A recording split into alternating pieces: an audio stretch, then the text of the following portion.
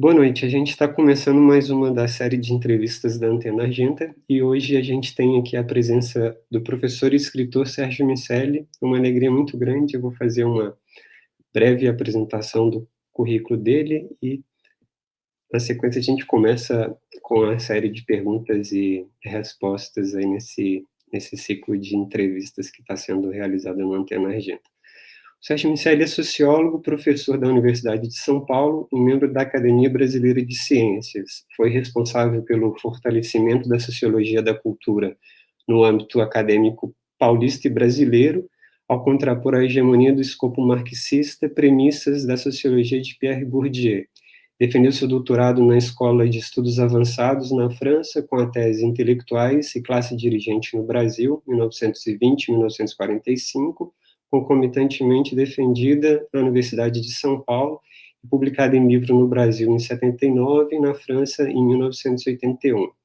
É autor de diversas obras premiadas, como História das Ciências Sociais no Brasil, de 1995, Intelectuais à Brasileira, de 2001, Nacional Estrangeiro, História Social e Cultura do Modernismo Artístico em São Paulo, publicado em 2003, entre outros títulos mais recentes, dos quais falaremos em instantes. E Sérgio Miceli também foi professor visitante da Universidade Nacional de Antropologia e História do México, também das universidades da Flórida, de Chicago, Stanford, Paris, entre outras praças acadêmicas. Sérgio, muito obrigado por conversar com a gente hoje. Estamos muito contentes com a sua presença aqui. Também sabe que você está bem nesses tempos estranhíssimos.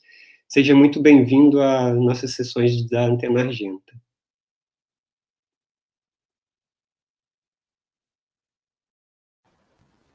Ok, tudo bem, prazer é tudo meu. Vamos começar. Vamos começar. Então, vamos ver uma série de perguntas em torno dos seus dois livros mais recentes, que é o Vanguarda em Retrocesso, né, publicado em 2010 pela Companhia das Letras, e o Sonhos da Periferia, também nessa bonita edição da Todavia, que saiu em 2018.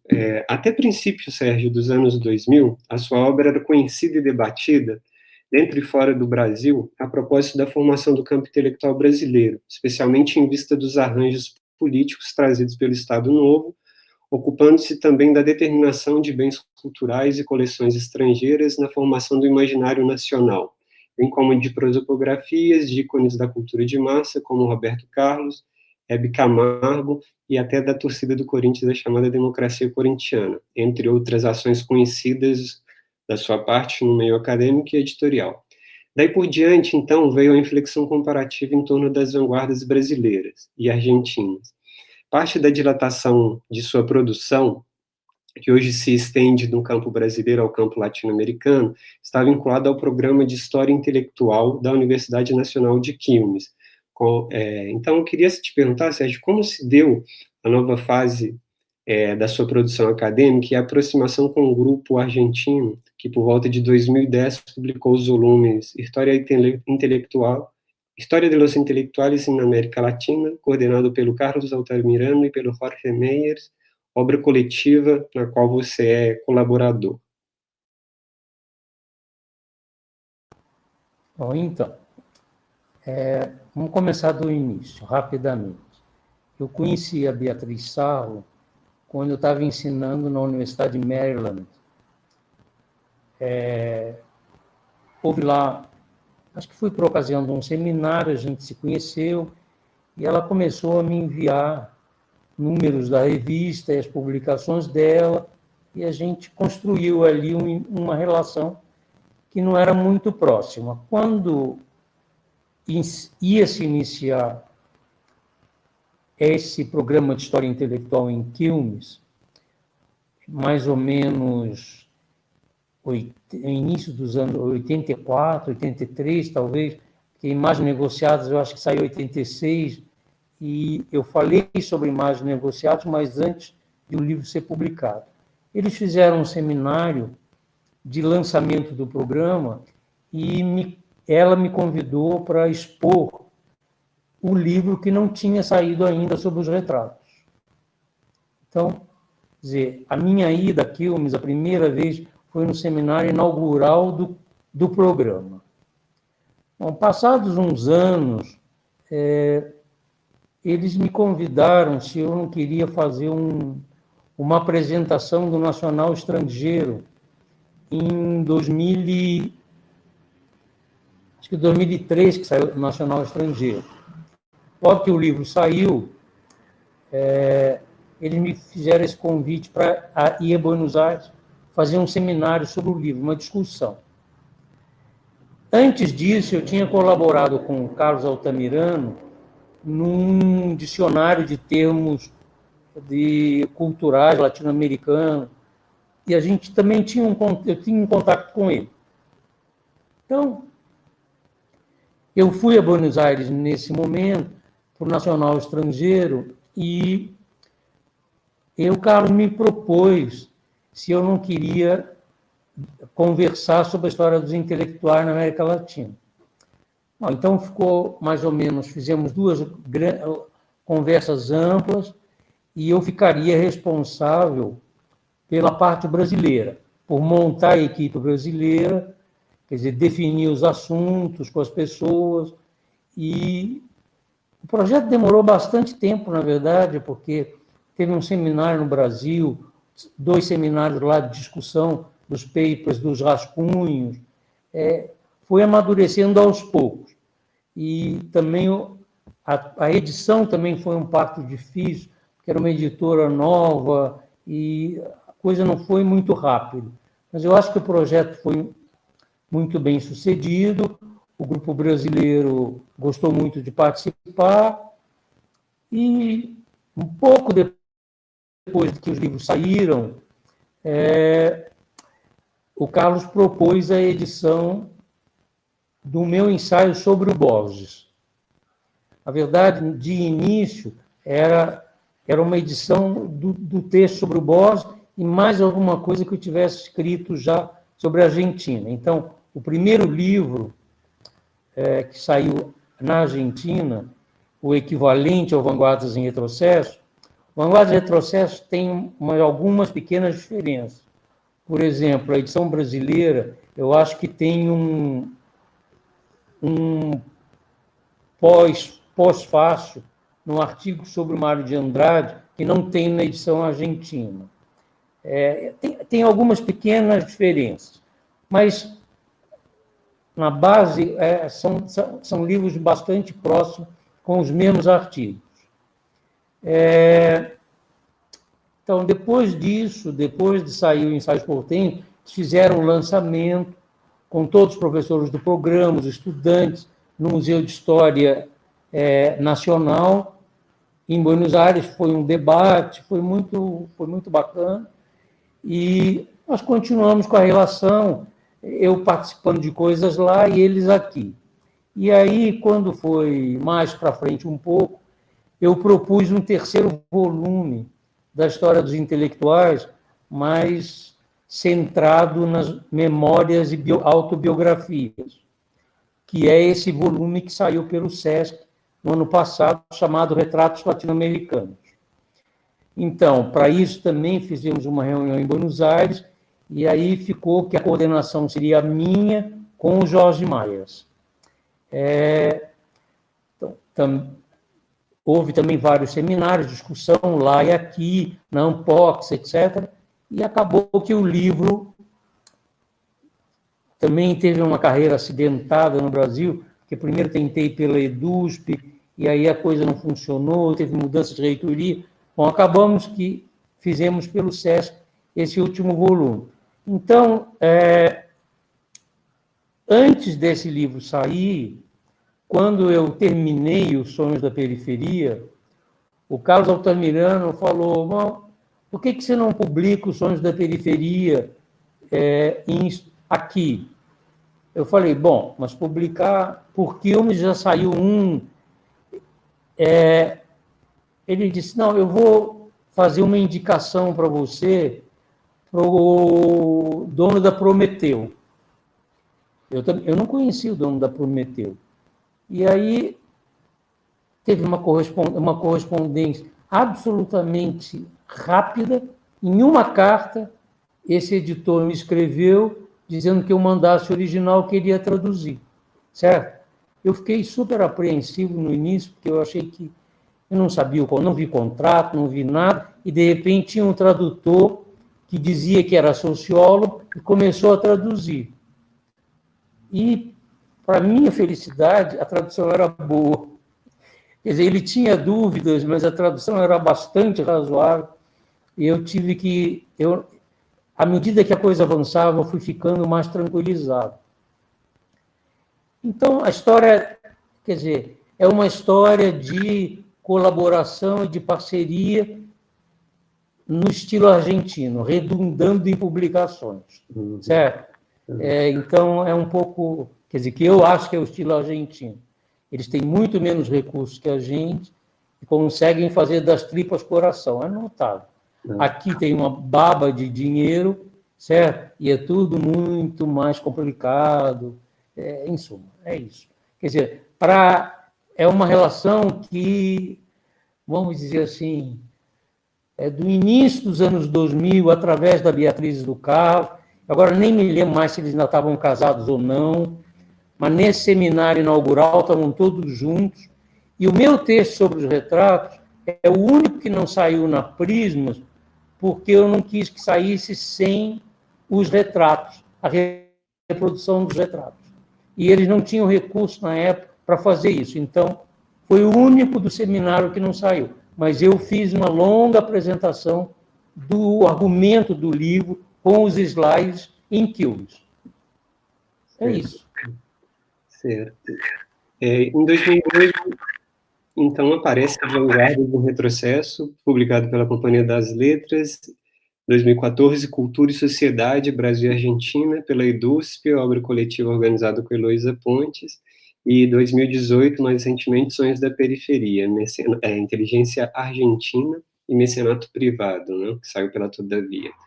Vanguardas e Retrocesso e Sonhos da Periferia são obras editadas, como você acabou de falar, na própria Argentina, constituem os pilares da inflexão que te trouxe à fase mencionada ao começo. Sua ensaística, falemos de qual momento for, cultiva a provocação crítica em lugar da cortesia de compadres. É um estilo em que a polêmica, algo completamente diferente da difamação dos dias atuais, aparece fundamentada pelo arquivo, pela metodologia, ou seja, é um movimento delineador do seu pensamento. Isso te permite fazer do debate público também um procedimento investigativo. Que tipo de crítica, Sérgio, você recebeu ao chamar de, entre aspas, empreendimento agiográfico, quando passou a ler a figura de Jorge Luiz Borges a contrapelo da ideia de escritor nato ou de gênio nacional que o desvinculava de seu contexto social? Eu vou dar dois exemplos para ficar claro. Eu acho que o padrão de recepção na Argentina do meu trabalho e o que talvez fascine e incomode, certo? Então, primeiro, o texto sobre o Borges, o texto sobre o Borges não é o texto que está na história dos intelectuais. O texto sobre o Borges é um texto que eu escrevi por encomenda do número especial Sociologia da Literatura do Acto La Recherche. Eu já estava escrevendo o texto e o pessoal do Centro de Sociologia Europeia soube, e a Gisele Sapiro encontrou comigo nas férias em Paris e disse: você não quer fazer o texto sobre o Borges? Então, o texto sobre o Borges teve esse feitio, quer dizer, ele não foi uma encomenda argentina, nem está ligado à história dos intelectuais, ao volume. Eu achei que trabalhar sobre a Argentina e não enfrentar o Borges era como você querer fazer a tourada sem o touro, certo? Não dá. Então, para bem ou para o mal, saindo bem ou saindo, eu tinha que lidar com isso de alguma maneira. E por duas razões. Tanto pela centralidade dele no panteão argentino, como pela importância efetiva dele na vanguarda dos anos 20. Então, não estou... Eu não estou nem engrandecendo, nem minimizando, quer dizer, eu dando o peso que ele tem. Eu acho que o incômodo do artigo, quer dizer, que o artigo suscitou, e o fascínio, é de que ele se trata de, vamos dizer assim, a figura em torno da qual se organiza toda a competição pelo reconhecimento. Todo mundo é borgiano na Argentina e todo mundo acha que tem a melhor leitura do Borges, certo? Então, eu me lembro, por exemplo, que num seminário de preparo em Princeton, do volume da História dos Intelectuais, em que eu apresentei um esboço do argumento do texto sobre o Borges, o Pilha, que era presente, que estava vivo e era professor em Princeton e estava presente, e ele ficou fora de si, certo? Quer dizer, porque era como se eu estivesse fazendo um crime de lesa majestade, certo? Então, eu tentei explicar que aquilo era um trabalho de um sociólogo, eu não era escritor, nem crítico literário. Então, a coisa de noite, a gente jantou legal. Então, eu acho que o incômodo tem a ver com também essa representação que todos temos sobre a nossa cultura nacional, de que só nós podemos falar dela com elan, entusiasmo, vibração e verdade. O que é uma coisa completamente disparatada, certo? Eu não acredito nada nisso. E o outro episódio, que vai mostrar bem a recepção, é um episódio que está na raiz do segundo livro, do Sonhos da Periferia. Em 2000 agora não me lembro já se é 2011 ou 2012, acho que é 2012, teve o Congresso de História Intelectual em Buenos Aires.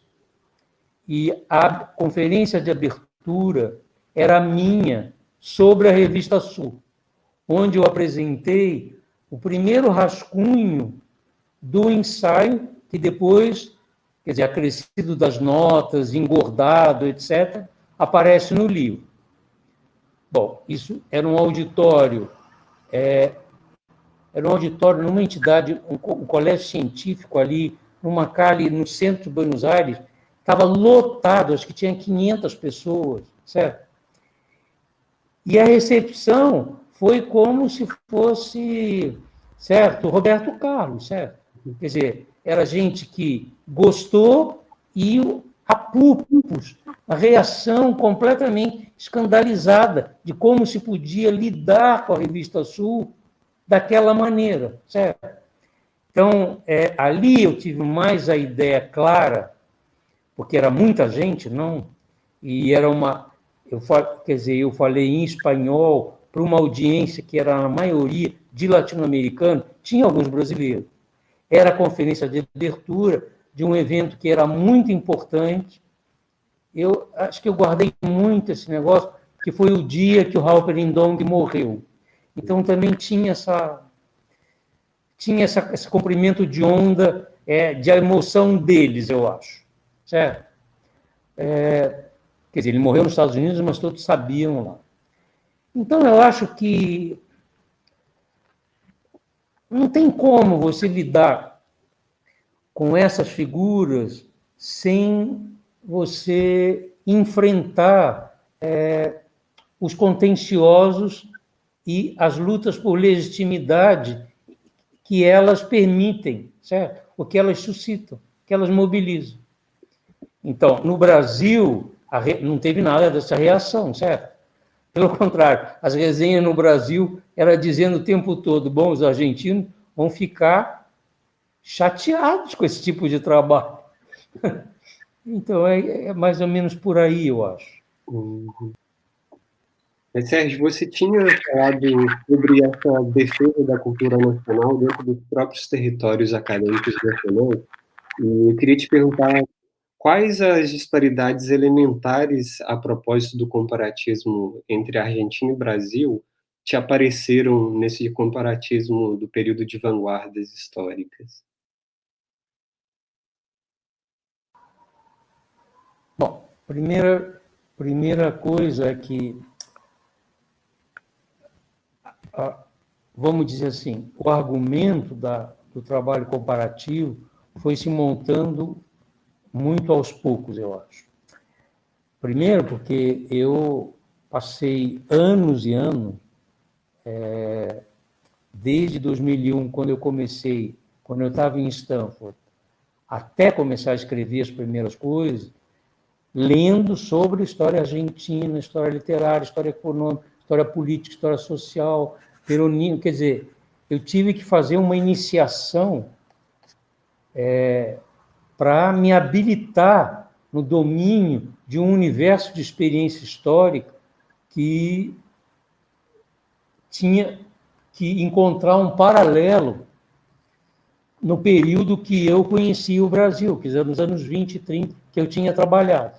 Então, eu acho que o primeiro desafio foi encontrar terrenos de inteligibilidade que pudessem ser aproximados em muitas dimensões da experiência social, certo? Do ponto de vista, em relação às vanguardas, que é o objeto do trabalho comparativo da minha contribuição à história dos intelectuais, que o Carlos organizou, desde a primeira coisa que eu escrevi, que apareceu em Prismas, o primeiro trabalho que eu escrevi é um pouco uma apresentação que eu fiz em Quilmes e uma espécie de um primeiro rascunho do que viria a sair no livro, mas onde eu frisava bastante a importância do mecenato privado. Quer dizer, esse mecenato privado, que vamos dizer assim, vai ser o alicerce central do argumento nos Sonhos da Periferia, já apareceu com a análise das vanguardas. Mas eu acabei elegendo na análise das vanguardas outros focos, quer dizer, para simplificar, origem social, quer dizer, trajetória escolar, acadêmica, literária, a prática dos gêneros, lá e aqui, e o papel das lideranças. Eu estou simplificando. Também prestei atenção na relação diferente que os países ibero-americanos, em especial a Argentina, mantinham com a Espanha e os brasileiros com Portugal na época. Então, eu prestei atenção também nisso. O problema do idioma também é um problema que eu fiquei mobilizado e interessado. Então, digamos que os focos da comparação no artigo sobre as vanguardas elegeu alguns eixos, algumas linhas de força, entre as quais algumas eu já mencionei agora. Enquanto que o eixo central da argumentação, no caso de Sul, é o feitio do mecenato privado que viabilizou o Sul. Então, digamos que aí não é uma linha de força, é o eixo de todo o argumento. E claro que o tempo todo, na minha referência de trabalho, era o mecenato público, como eu tinha visto funcionar no Brasil nos anos 30, certo? Então, é isso, nos anos 30 e 40, durante o Estado Novo. Que era um padrão era um padrão impensável na Argentina. Nunca houve uma coisa similar na Argentina. Na Argentina, sempre o padrão de agregação de interesse e de expressão cultural está sempre ligado ao mecenato privado. Então, eu acho que, para falar do comparatismo, quer dizer, eu acho que também, vamos dizer assim, ensaios portenhos, vanguardas em retrocesso, o escopo comparativo é mais flagrante. Sonhos da Periferia, o escopo comparativo é mais no subtexto, na entrelinha, na insinuação.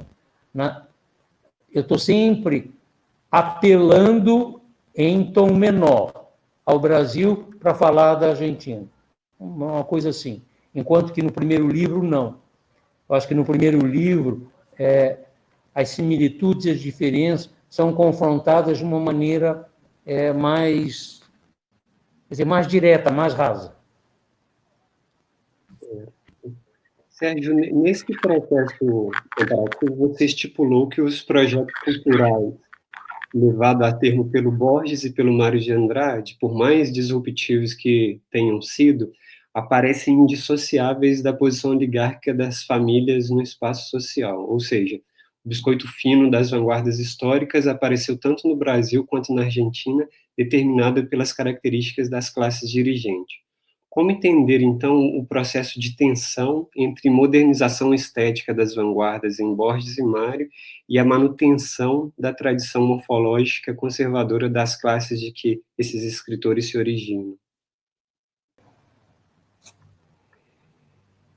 Eu acho que o que me chamou a atenção, não é, inclusive, que acabou levando a comparação com o Mário de Andrade, eu acho que o ponto inicial sobre o Borges era, eu não conhecia, eu não tinha estudado, na verdade, só conhecia bem um dos livros de ensaio dos anos 20, e os outros todos eu tive que reler, estudar. Então, eu fiquei impressionadíssimo ao ler esses livros, que esses livros, na verdade, eles não tinham tanta novidade assim, porque esses livros, na verdade, eles estavam requentando, retemperando uma tradição de pensar o país que já estava, certo, antes, Lugones e Gálvez, quer dizer, então, quando eu me dei conta disso, eu parei e voltei a tentar reconstruir a tradição de reflexão sobre o país que, digamos assim, é o toque a partir do qual ele acha que ele está falando uma novidade. Ele está, na verdade, reiterando teses que estão em todos esses autores anteriores. Certo? Então, o que me chamou a atenção no ensaísmo é que, na verdade, é um ensaísmo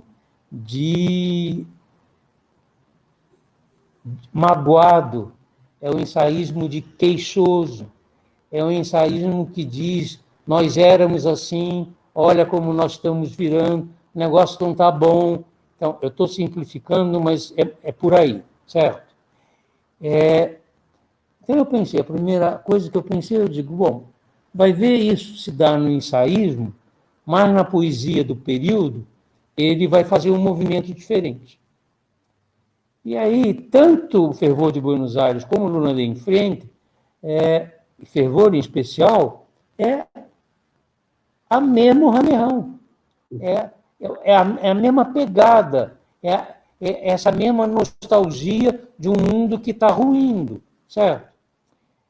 Então, ele disse, quer dizer, como é que você vai entender isso do ponto de vista estritamente literário? Não é viável isso.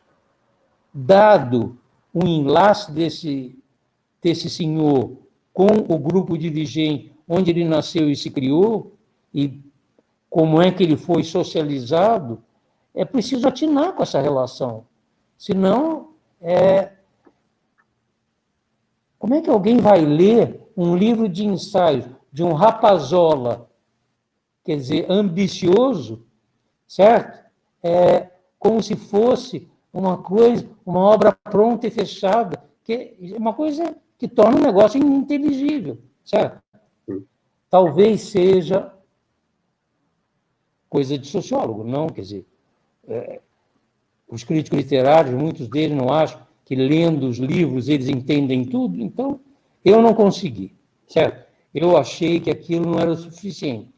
E o caso do Mário de Andrade é parecido, porque é o seguinte, eu me lembrava das minhas leituras sobre a obra do Mário quando eu fiz o doutorado, e voltaram à minha cabeça algumas informações que podem parecer irrelevantes, mas são informações que dão um pouco, vamos dizer assim, uma pegada de acesso, um rastro de acesso. A primeira delas é o padrão de relacionamento do Mário com os grupos, os círculos de elite com quem onde ele andava em São Paulo. Então, há muitas cartas, por exemplo, as cartas que ele escreveu ao Drummond, 2 ou 3 delas, ele faz referência aos constrangimentos dele com essa gente. Em várias ocasiões isso aparece. Isso um elemento. Outro elemento, os viés e preconceitos dele, certo? Anti-imigrante, anti-ópera, não gostava de ópera. Porque ópera era coisa de italiano, certo? Era baixaria musical. Imagina para mim, que adoro ópera, aquilo era chocante. Então, então eu estou dando esses elementos para mostrar como é que, quer dizer, com entradas distintas, eu fui tentando conectar a expressão literária e ensaística a uma certa voz, a um certo trabalho de porta-voz dos grupos dirigentes a que eles estavam vinculados. Isso, já no Mário, aparece na tese de doutorado, certo? Então, quer dizer, claro que aí, no Vanguardas, no Sonhos da Periferia, na Vanguardas em Retrocesso, o pós-fácil que eu escrevi sobre o Mário Bosch, para acrescentar o ensaio sobre o Mário, eu explorei muito também a coisa familiar, não é? Quer dizer, o vínculo familiar. Porque eu acho que é um vínculo familiar extremamente esclarecedor, porque completamente fora da curva. São completamente excêntricos ao padrão de socialização daquela elite. O Mário, por uma família muito peculiar, e o Borges, idem, certo? Então, foi mais ou menos por aí que... para não complicar muito, certo? Sérgio, os idiomas expressivos das nossas vanguardas periféricas, o espanhol bem menos que o português, barraram na conjuntura dos anos 1920 a internacionalização de nossas obras e autores dentro do cânone mundial. É algo que ainda hoje perdura, ficamos sempre aquém da inserção, insistindo no debate da formação.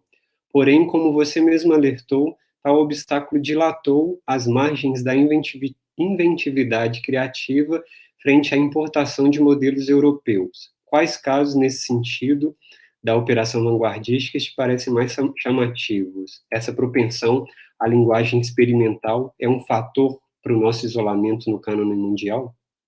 O caso brasileiro tem, quer dizer, vários exemplos, uma história incrível, quer dizer, desde Macunaíma, passando por Drummond, Guimarães, Clarice, você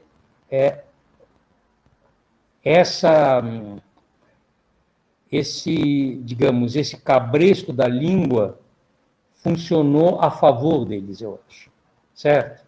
Quer dizer, eu acho que a coisa inventiva não foi protelada e não foi impedida e não foi bloqueada pelo problema da língua.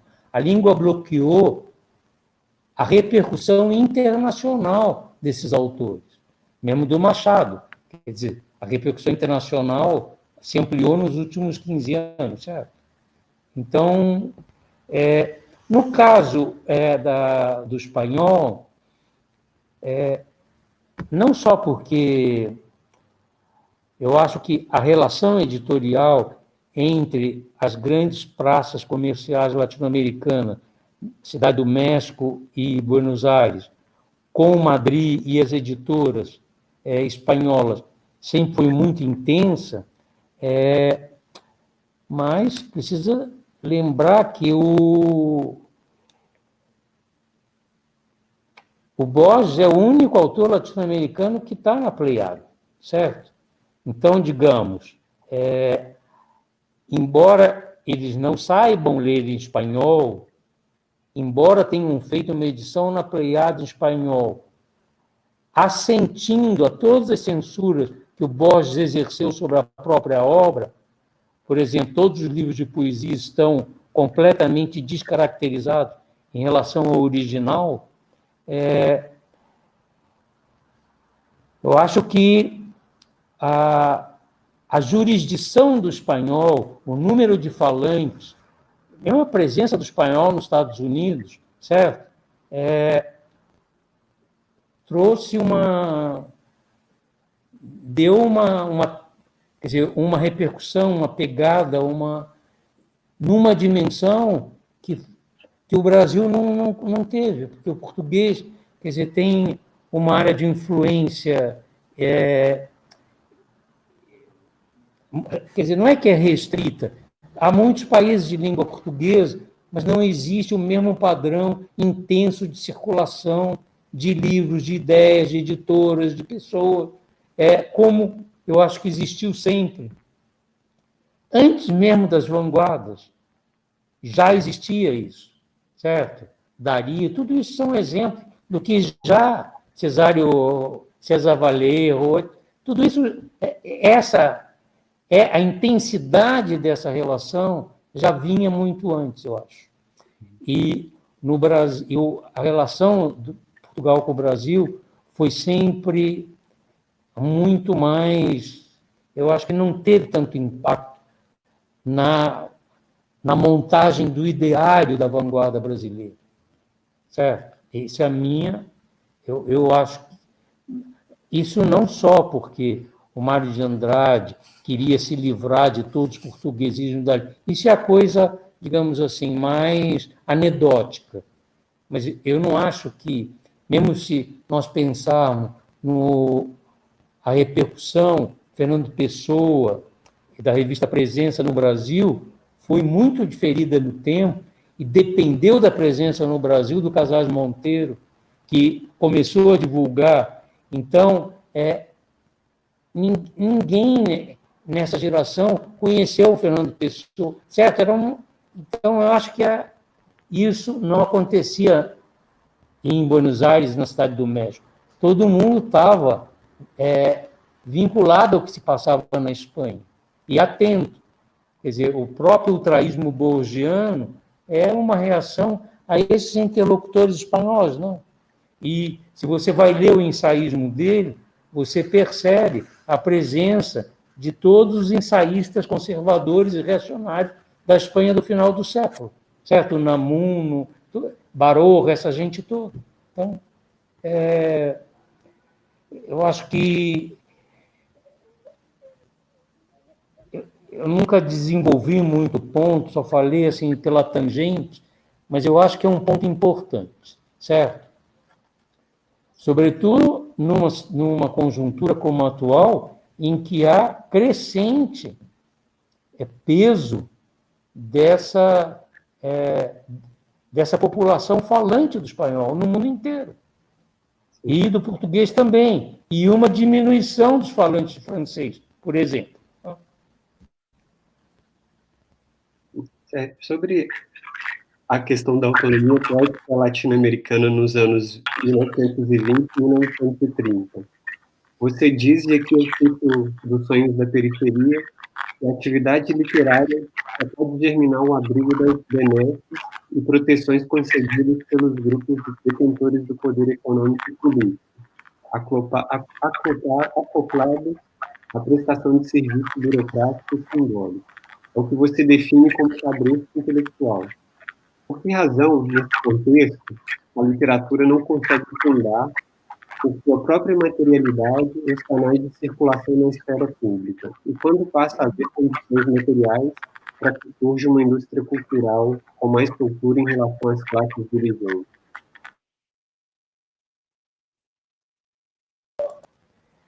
Olha, Eu acho que esse problema de autonomia e dependência do poder político ou do mecenato privado é... Então, em relação ao que você formulou, não é? Eu acho que o que foi possível em termos de uma circulação com mais soltura dos bens culturais no Brasil? Eu acho que isso aconteceu através do romance social na década de 30 e o surto editorial. Então, digamos, ali teve uma junção de uma ampliação do público de leitores, a expansão considerável de editoras empenhadas em divulgar a produção intelectual brasileira, ficcional, um surto de vocações, entre aspas, de ficcionistas provincianos que não tinham nenhum cabedal escolar muito sofisticado, e que eram todos autodidatas e que se meteram nesse gênero. Então, digamos, por uma série de uma conjunção muito extraordinária de condições, eu acho que houve isso. Na Argentina, isso foi mais precoce, porque lá a alfabetização, a universalização da alfabetização foi muito maior, muito mais cedo, e o acesso à escolaridade como um direito de toda a população também. Então, digamos, mesmo a massa de imigrantes logo foi incorporada nessa escola argentina, certo? Esse processo escolar. Então, eu acho que você viu o trabalho da Alfonsina, certo? Como é que é possível a Alfonsina? A Alfonsina só é possível num país em que os imigrantes estão escolarizados, que detém um manejo da linguagem profissional da atividade intelectual e tem como difundir a sua produção mais pessoal, e que a poesia, no caso dela, e a menos pessoal, que são as crônicas, primeiro nas editoras e as crônicas na imprensa, certo? Então, você tem aí você tem uma indústria cultural que está destravando e permitindo a emergência de vozes que antes eram tuteladas pela clientela e pelos porta-vozes da burguesia, certo? Quer dizer, basta ver como a Alfonsina é tratada na revista Sul, certo? Para ver o tipo de pretensão que é intelectual, mas é social também. A tentativa de humilhação dela é uma humilhação que não é só intelectual. Eles não querem só rebaixá-la intelectualmente. Isso está associado a uma certa desconsideração dela socialmente. Então, é como eu vejo a coisa.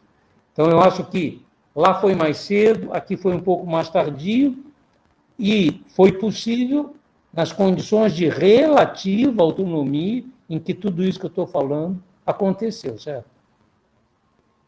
Sim, sim. Quer dizer, nem vamos nos deter nos eflúvios deterministas sobre a poesia dessa geração, certo? Já que isso é o gênero da elite, quer dizer, então é outro comprimento de onda.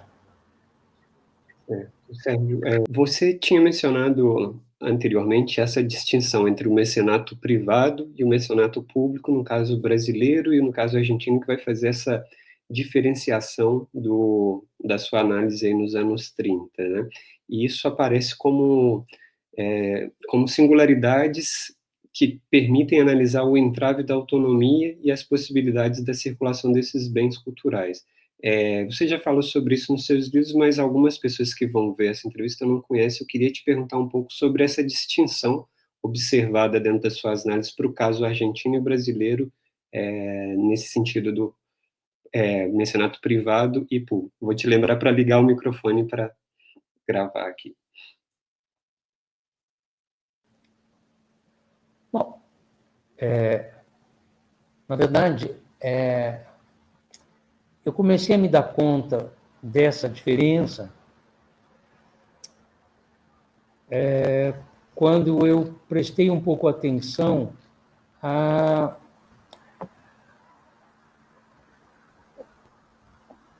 ao padrão de mecenato que existia nas artes plásticas na Argentina no final do século XIX, ou no século XIX, no Brasil e cá, certo? No Império e lá. Ele era esse padrão já emerge, certo? Quando você faz uma comparação do colecionismo, lendo, inclusive, trabalhos de historiadores da arte argentina, publicações argentinas, e como se dá a construção da concepção de uma escola nacional no Brasil, através, Porto Alegre, todo esse ideário de uma representação do nativismo cultural brasileiro, quer dizer, essa necessidade de ter um lastro do nacionalismo. Então, esse negócio tem uma raiz bem antiga. No caso aí dos anos 20, 30, 40,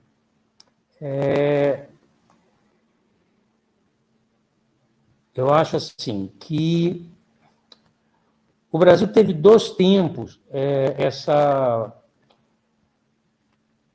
vamos dizer assim, esse enlace pelo Estado, embora existam textos famosos que mostrem que existe uma tradição de escritores brasileiros funcionários públicos. No período que eu trabalhei, quer dizer, os anos 20, 30, 40, nos anos 20 o que nós vemos em todos os estados, cada um à sua maneira, nos estados importantes, entre aqueles supridores de quadros para a inteligência brasileira, então, São Paulo, Minas, Rio Grande do Sul, Pernambuco. Os anos 20 são os anos de crise do modelo de vínculo com a oligarquia, porque essas oligarquias também entram em parafuso e se sentem ameaçadas, e o sistema de mando delas é muito posto à prova e a risco com o tenentismo, depois culmina tudo com o 30. Então, digamos que no final dos anos 20 e no início dos anos 30, é uma transição entre um padrão de recrutamento que passa pela mediação da oligarquia. Em São Paulo e Minas, isso é óbvio. Você mostra no capítulo 2 sobre São Paulo na minha tese, e agora eu estou trabalhando sobre Minas, e é óbvio também em Minas. No Rio Grande do Sul e em Pernambuco, os casos são mais, aparentemente parecem isolados, mas guardam alguma coisa desse padrão, Augusto Mestre, etc. Não é tão longe assim. Nos anos 30 e 40, quer dizer, então, o início dos anos 30, o que é? O início dos anos 30, muitas organizações radicais, à direita e à esquerda, e mais a Igreja Católica, aparecem no cenário intelectual disputando a atenção e a adesão desses jovens bacharéis, certo? Então, isso que é uma coisa que eu prestei tanta atenção na tese de doutorado, isso é bastante claro quando você vê como é que foi a tentativa de atração da Igreja Católica de quadros intelectuais no Rio de Janeiro, através do Centro Acadêmico da Faculdade de Direito, etc. Então, esse padrão, esses quadros jovens estão todos divididos, porque eles não sabem bem se eles podem aderir ao integralismo ao PCB, à igreja. Bom, com a centralização iniciada no governo provisório e, digamos assim, consumada no Estado Novo, com essa centralização e essa especialização e diferenciação de todo o aparelho do Estado, dessa máquina pública, na escala em que aconteceu, houve essa absorção de uma parcela expressiva da inteligência brasileira, dessa nova geração, no poder central, pelo poder central. Não só no Ministério da Educação, embora o caso da gestão Capanema seja o mais visível, o mais tratado, isso aconteceu no Ministério do Trabalho, das Relações Exteriores, certo? Em outros setores. Então, eu acho que, por conta dessa, digamos assim, importância do poder central, do poder de Estado, e, historicamente, aí o Faoro eu acho que está coberto de razão, historicamente, por conta do enraizamento dessa elite dirigente não econômica no judiciário, na magistratura, no pessoal político, desde o Império.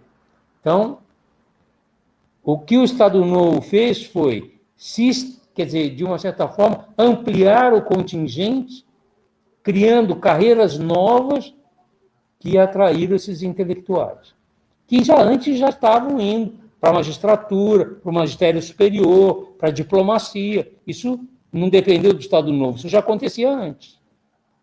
Nós temos uma tradição de diplomatas escritores no Brasil. Isso é lá desde como é que chama? Oliveira... Viana. Hein? Não Oliveira Viana, aquele lá, Oliveira Lima, aquele que foi embaixador nos Estados Unidos, que tem o museu lá em Washington, que deixou todas as coisas lá. Quer dizer, mas não, tem uma tradição, né? Então, eu acho que esse padrão no Brasil se constituiu, é um padrão muito antigo e que no Estado Novo teve essa renovação com essa política cultural pública, que, inclusive, adentrou a área da literatura, de uma forma muito significativa. Porque não dá tempo para a gente detalhar isso aí. Enquanto que na Argentina nós temos um padrão completamente diferente. Nós temos um padrão que todas as iniciativas culturais de setores da inteligência estão atrelados a empreitadas de, digamos assim,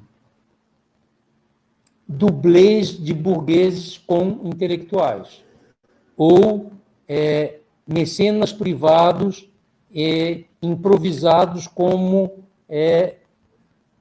estimuladores e financiadores de iniciativa. Então, por exemplo, todas as revistas literárias da vanguarda argentina têm esse padrão, certo? Guiraldi está por trás de 2 ou 3 delas, certo? Quer dizer, não é que ele está por trás na cabeça, está por detrás pelo dinheiro também. Então, eu acho que esse padrão, quer dizer, outro caso interessante na Argentina, que eu prestei muita atenção desde o início, é do jornal Crítica, certo? Então, é um jornal que construiu um elenco de escritores, tipo alto, vários deles, e contratou e teve um impacto num redesenho do que era a crônica, de como era o exercício da crônica, etc. Então, eu acho que, na Argentina, esse padrão de mecenato privado é exercido de maneira direta como em Sul, através da Vitória Ocampo, quer dizer, lá do financiamento do clã Ocampo, ou são magnatas que financiam revistas, ou é uma ligação com a grande imprensa, porque a grande imprensa é um território de formação e de iniciação de toda a inteligência argentina, certo? No Brasil, a imprensa também foi um campo de iniciação e de testagem de muitas gerações de intelectuais, mas no caso das vanguardas, exercido de uma maneira diferente. Então, eu tentei fazer isso um pouco através de uma comparação rápida de como a crônica foi exercida pelo Roberto Alt e como foi exercida pelo Manuel Bandeira, por exemplo. Certo? O Manuel Bandeira faz crônicas poéticas de personagens da cultura superior ou da cultura popular, certo? Então, ele vai ao enterro de um compositor, ele escreve sobre os escritores que morreram, ele faz recensões de obras. Quer dizer, ele tematiza muita coisa num registro lírico e poético. Tem nada a ver com o Vamos Ver do Roberto Alt, que é crônica de costumes, policial, anedota policial, o fait divers, a coisa... É um bastidor da vida urbana completamente diferente desse parâmetro do encaixe poético, certo? Então, eu acho que por aí um pouco. Você vê alguma relação no fato, por exemplo, da Argentina ter sido privada de um mecenato monárquico, como aconteceu no Brasil? Isso foi um facilitador para o desenvolvimento desse mecenato privado mais precocemente comparado com o Brasil? Não, eu acho que quando eu me referi ao mecenato monárquico, é mostrar que nós temos uma raiz desse mecenato público que vai longe, certo? Quer dizer, que remonta.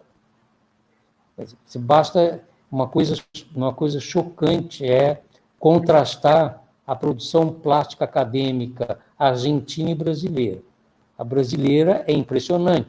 Nós temos 70 anos de salões nacionais desde 1800 e pouquinho, certo? Com a vinda da família real. E nada disso existe na Argentina, certo? Então, eu acho que também quando a gente olha para esse mecenato monárquico, tem uma raiz. Mas, e não quer dizer também que nunca houve mecenato privado no Brasil. Houve, certo? Só que eu acho que no período que eu comparei, se eu trabalhasse hoje, eu acho que o mecenato privado no Brasil talvez hoje seja mais importante do que o público, certo? Instituto Moreira Salles, Itaú, mas eu estou me referindo ao período que eu trabalhei, nos 20, 30 e 40. Você tinha falado para a gente ainda há pouco da Alfonsina Storni, que é uma das autoras que você analisa dentro dos seus estudos comparados aí. A gente vê, então, a vanguarda literária na Argentina permite, pela sua estrutura cultural e letrada ali da época, o surgimento de uma autora mulher com um projeto estético próprio, né? No caso brasileiro, isso não aconteceu, só aconteceu no caso das artes plásticas, com a Anita Mafaldi e a Tarsila do Amaral. Depois, nos anos 30, aparece a figura da Vitória Ocampo, que é uma outra mulher que vai desenvolver um papel intelectual muito determinante nessa conjuntura e de uma origem completamente diversa da Afonsina Storni, né? Eu queria te perguntar, então, como se dá essa ascensão da Vitória Ocampo no campo intelectual, como uma figura oriunda das elites dirigente e protagonista, ao mesmo tempo, do cenário cultural que vai determinar toda a conjuntura dos anos 30 e 40. Eu vou te lembrar para você, antes de dar a resposta, ligar o seu microfone de volta. Olha, eu acho que esse protagonismo da Vitória Ocampo foi muito espetacularizado, certo? Eu tentei, na análise da revista, mostrar como a Vitória Ocampo era muito parecida com os seus parceiros na empreitada, certo? É claro que quais são as feições, digamos assim, inovadoras no caso da Vitória Ocampo? Bom, primeiro, são coisas que eu não dei importância na minha análise, porque eu não achei que isso era muito esclarecedor sobre a revista Sul, certo? Mas a Vitória Ocampo, de fato, tinha uma iniciativa pessoal de grande autonomia, vamos dizer assim, me parece, mais na área dos costumes do que na área intelectual. Na área intelectual, ela era bastante convencional, na verdade. A leitura, eu não sei se você já teve oportunidade de ler, a leitura das memórias dela, dos livros de autobiografia, a leitura de todas as intervenções que ela faz em Sul, é tudo meio autobiográfico, é uma coisa autorreferida, é como se nela tivesse inscrito a explicação do que está se passando em torno. Então, eu acho que tem uma espécie de exagero na atribuição do protagonismo, e isso foi muito, digamos assim, sobredimensionado pelo fato de ela ser mulher. Mas, vamos dizer assim, não precisamos de Vitória Ocampo para entender o protagonismo feminino na inteligência argentina, certo? Havia poetisas antes da Vitória Ocampo que tiveram importância e tiveram nome. A história argentina é coalhada de protagonistas femininos importantes, não precisamos nem chegar a Eva Perón, certo? A mulher do Rosas, em suma, nós temos aí uma história de protagonismo. E no caso brasileiro, não temos, quer dizer, eu acho que a única. A Henriqueta Lisboa, que estreou em 1929, antes do Drummond, um livro que ninguém leu, certo? Continuou como uma poeta para a minoria, com uma circulação muito restrita. Então, mas o que mais me impressiona não é a Vitória Ocampo, o que mais me impressiona é a Alfonsina Storm, certo? Porque, vamos dizer, que o destemor em matéria de costume, de iniciativa amorosa, sexual, é tão grande quanto, certo? Sendo imigrante, dependendo do seu trabalho pessoal para a sobrevivência, e não da fortuna que ela não tinha. Então, eu acho que isso é muito mais expressivo de como é que é um sistema intelectual que já tinha alcançado uma diferenciação que nós não tínhamos no Brasil. Certo?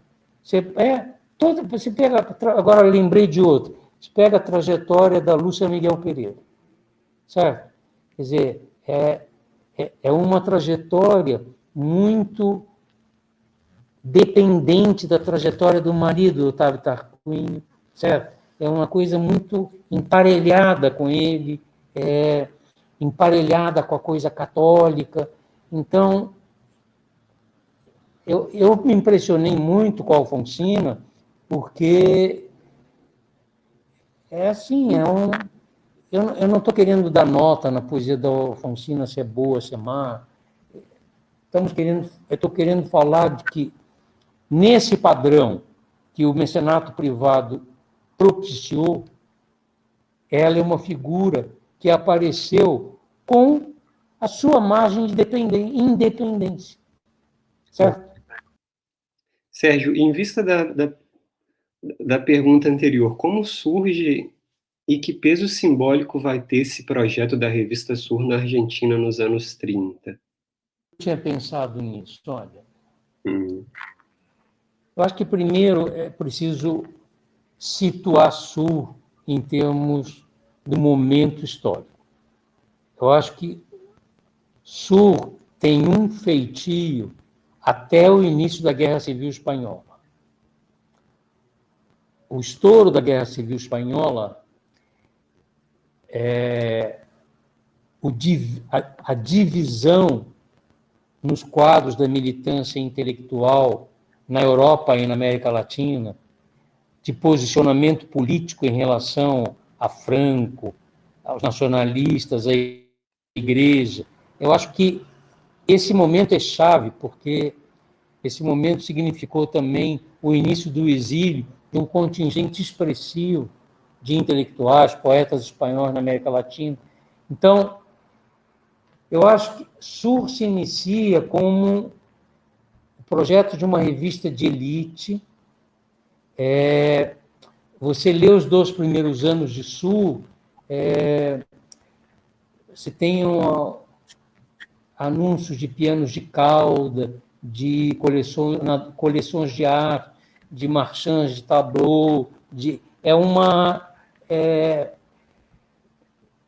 você tem matérias ilustradas com a cores, que era uma coisa, na época, muito cara de fazer, difícil e complicado. Quer dizer, é uma revista de luxo para um público de luxo, certo?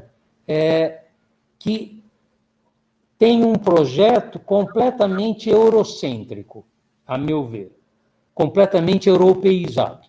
Ou seja, nós vamos divulgar aqui, na Argentina e na América Latina, o que há de melhor na produção internacional. Então, digamos, eu acho que esse projeto inicial, que teve um lado extremamente produtivo e com impacto enorme, porque, de fato, não só na revista, mas também através da editora, foram publicadas muitas traduções de autores importantes que tiveram uma repercussão e formaram uma geração da inteligência na Argentina e na América Latina. Então, eu acho que depois da Guerra Civil, e, sobretudo, com o início da Segunda Guerra,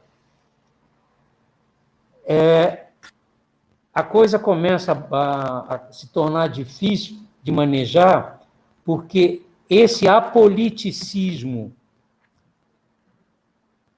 explícito da primeira fase fica cada vez mais difícil de sustentar.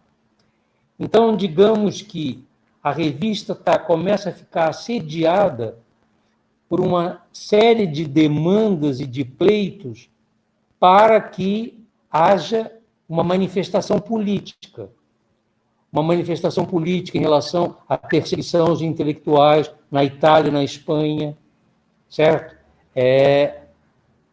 Das publicações nazistas. Então, quer dizer, já no meio dos anos 30, com a ascensão do nazismo e de todos os fascismos, eles estão em maus lençóis do ponto de vista político, porque o projeto de ignorar a Argentina e, vamos dizer assim, ser o veículo de expressão do que havia de novo na Europa está conturbado, porque o grande modelo da revista Sul é a revista francesa lá, como chama? NFR? A revista francesa lá que eu faço análise, que é a revista do Gide, NRF, Nouvelle Revue Française, não é? Essa revista também entra em parafuso, porque ela passa as mãos do colaboracionista, do Drieu La Rochelle, então a coisa também se embanana. Então, de todos os lados, está dando água o projeto do apoliticismo. Então, eu acho que, quando a gente fala do projeto Sur, a A gente precisa saber de que momento a gente está falando. Quando a gente fala do Projeto Sul, no auge da guerra, antes da virada da guerra, 40, 41, antes de Stalingrado, é outra situação. Já não temos... A situação já se complicou muito também na Argentina, certo? E a revista começa a mobilizar analistas argentinos, quer dizer, eles convocam analistas na linhagem espiritual, certo? Que é a linhagem deles, mas convocam, certo? Mesmo os historiadores convocados são espiritualizados. É coisa de louco, mas é um pouco... É uma tradição ensaística, nesse sentido, bem diferente da tradição brasileira, certo? Isso também era preciso dar conta disso, eu nunca analisei isso em profundidade. Então, eu acho que não existe... todas essas análises de Sul que não levam em conta essas conjunturas são análises falseadas, porque a revista não é a mesma coisa no início dos anos 30, no meio dos anos 30, no início dos anos 40 e durante o peronismo. Eu não analisei durante o peronismo, mas analisei os anos finais, 44, 45, onde o Perón já apareceu e o militarismo desses escalões médios que ele representa já botaram a cabeça para fora no cenário político, já alcançaram o protagonismo e a turma de Sul está reagindo. E já está preocupada e já está querendo sustar o que eles não vão conseguir. Certo? Então, eu acho que...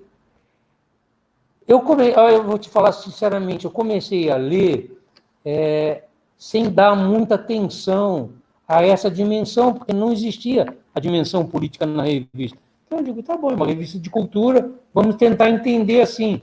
Mas só que a coisa é mais complicada, não era bem assim, certo?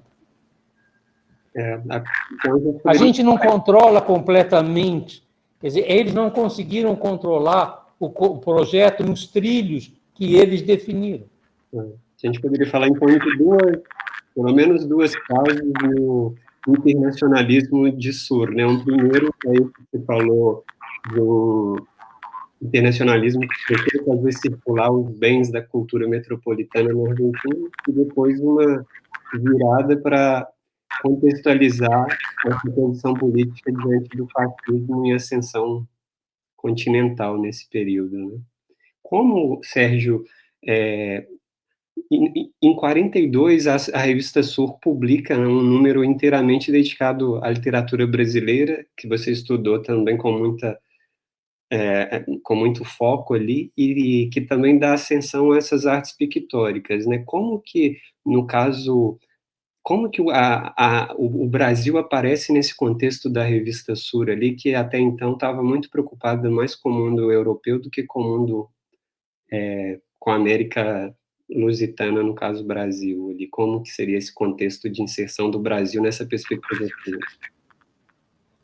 Olha, eu acho que o número sobre o Brasil tem a ver com a conjuntura internacional e com o recado que a turma da revista quer dar em relação à política externa do governo argentino. Então, eu sumarizo ali rapidamente naquela sessão sobre esse número. Em 1900, acho que é 41, até 1941, o Brasil e a Argentina têm uma política externa, durante a guerra, muito ambivalente e de jogo duplo em relação aos aliados e à Alemanha. Eu acho que os militares brasileiros sempre tiveram essa divisão, era muito acentuada, e os militares argentinos, idem, certo? Havia essa cisão e essa ambiguidade.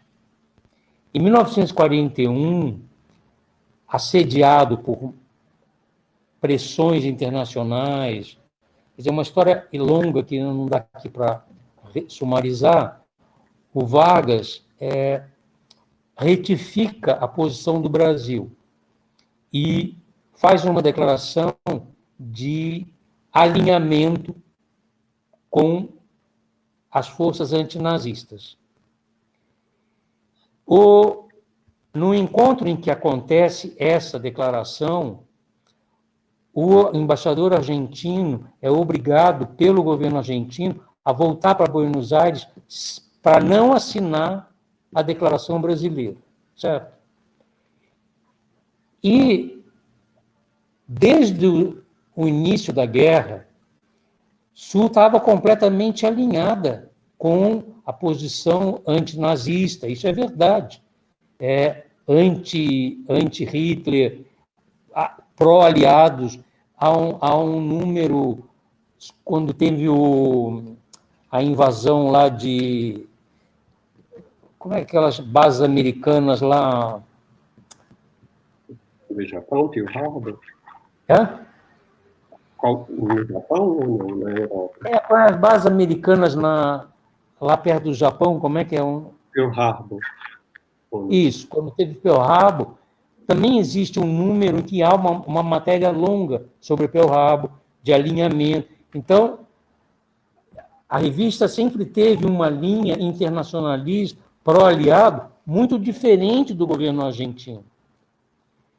Quando o governo brasileiro muda de posição, o governo brasileiro, de uma certa maneira, esposa a posição de Sul. E aí, o gesto de homenagem à literatura brasileira é um gesto de homenagem, na verdade, ao governo Vargas. E esse número transcreve o discurso oficial de Vargas na comemoração do Estado Novo. Então, você vê que é uma coisa muito complicada e ambígua. Quer dizer, nós estamos comemorando a postura em relação à guerra de um ditador num regime autoritário e estamos ao lado das figuras literárias eminentes do regime, estamos divulgando o discurso do ditador do aniversário do regime. Então, a cara claro. de ser, né? Tem uma visibilidade para a política externa brasileira, mas, ao mesmo tempo, ignorando a política interna. O microfone está fechado. É um recado deles para a política interna. Argentina, sim. Certo? Esse é o recado. Eles querem me mostrar que o Brasil já não está mais... Na verdade, eles não conseguiram, tiveram nenhum êxito nisso, porque o governo argentino só aderiu aos aliados quando a guerra já tinha sido ganha.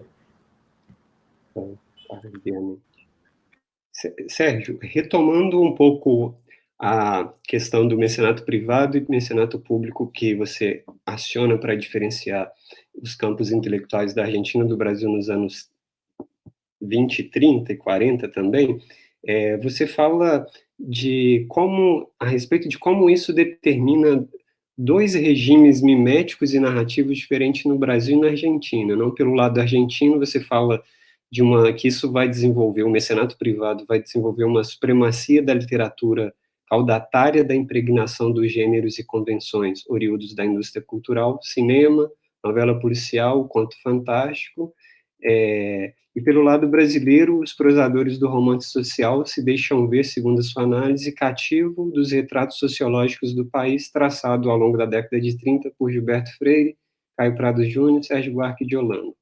É o que você sugere como compatibilização dos procedimentos trazidos pelos romances russo e estadunidense à feitura das sagas regionais, no caso brasileiro.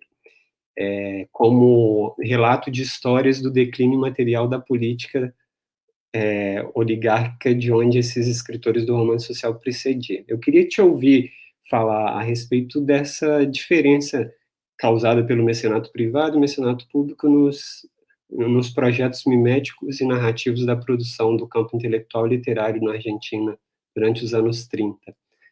Te lembro para ligar o microfone para não vazar, Edil. Na verdade, isso aí é o fecho do ensaio sobre Sul, não é? E quando eu fiz esse contraste, eu estava pensando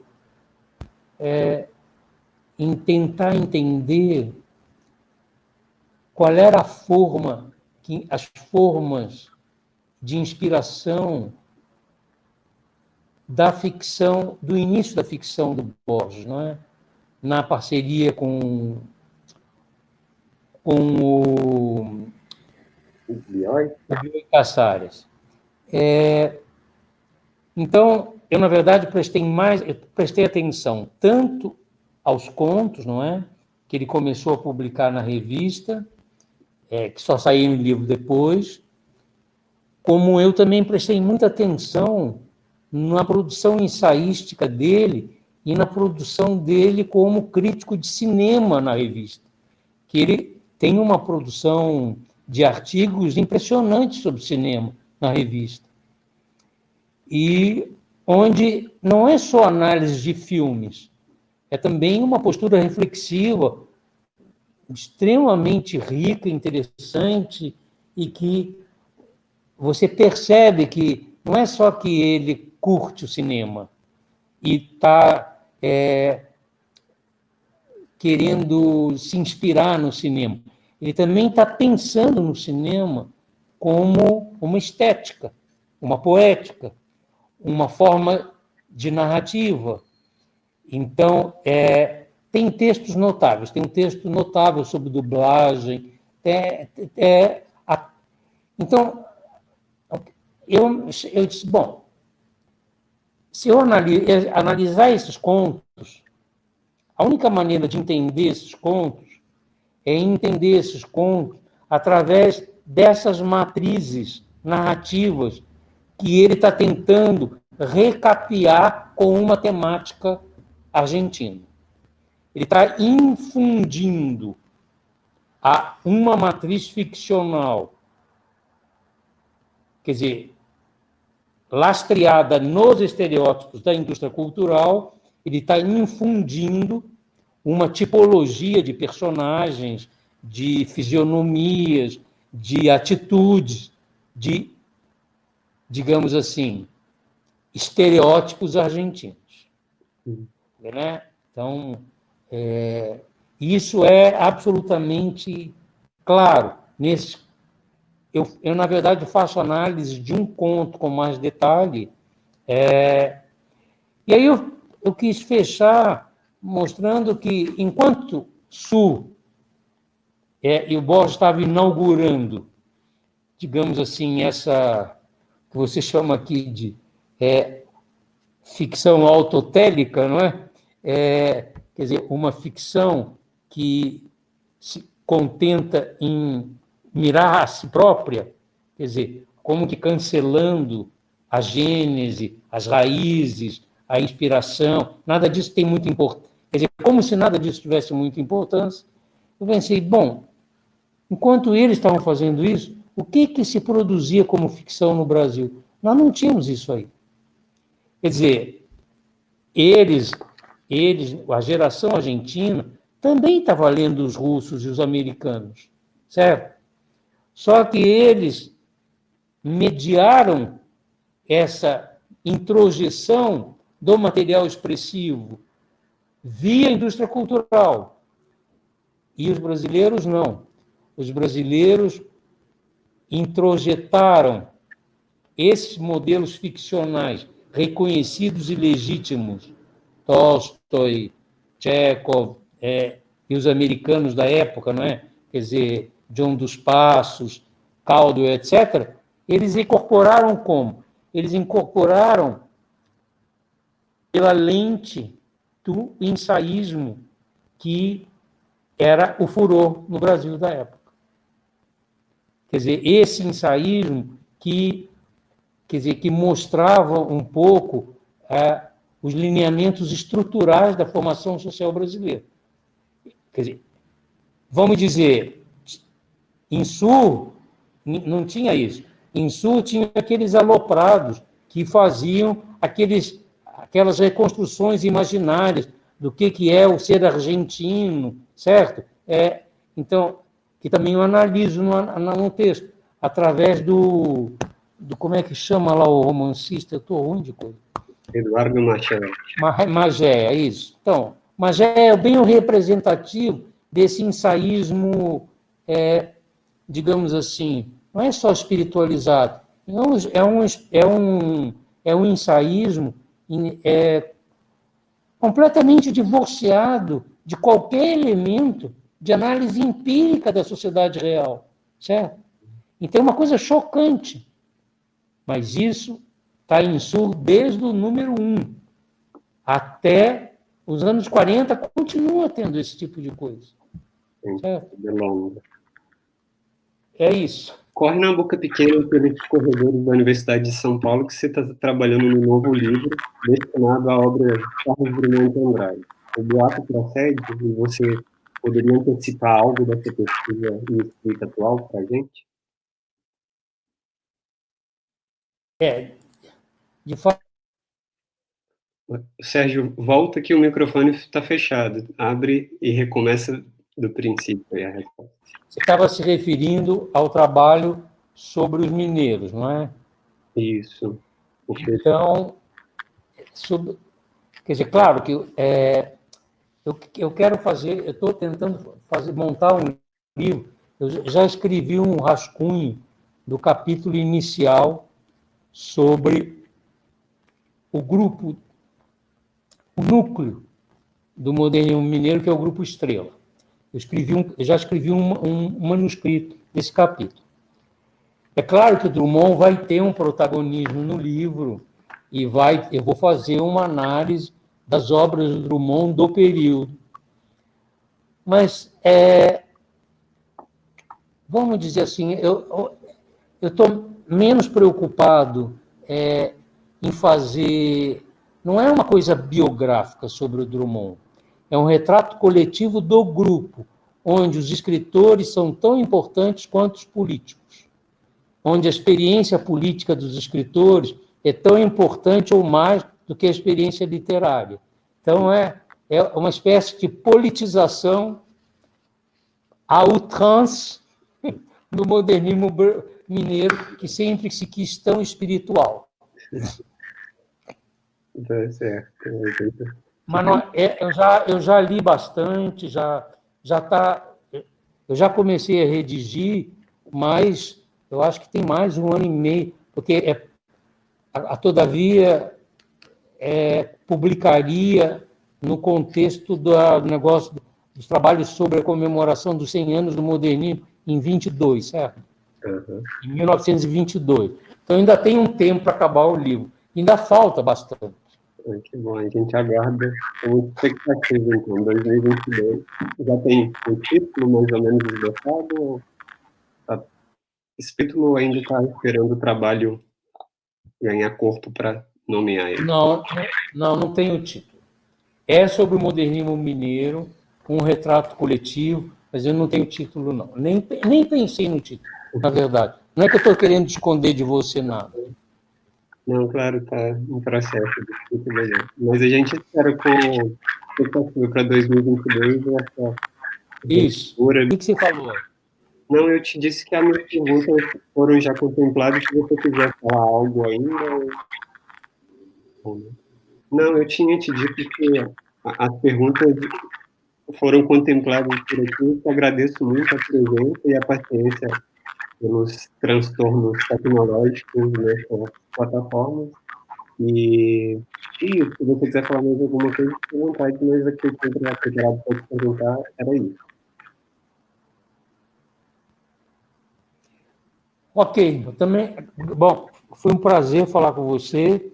Perguntas hiper bem feitas.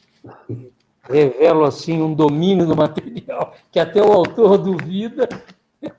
E vamos mantendo contato e sucesso aí para o site. Obrigado, Sérgio. Um abraço grande e depois eu te mando os dados para você ver a entrevista por aí. Boa noite para vocês. Fica forte por aí, meu corpo, que a gente não vê. Até mais. Tchau. Obrigado.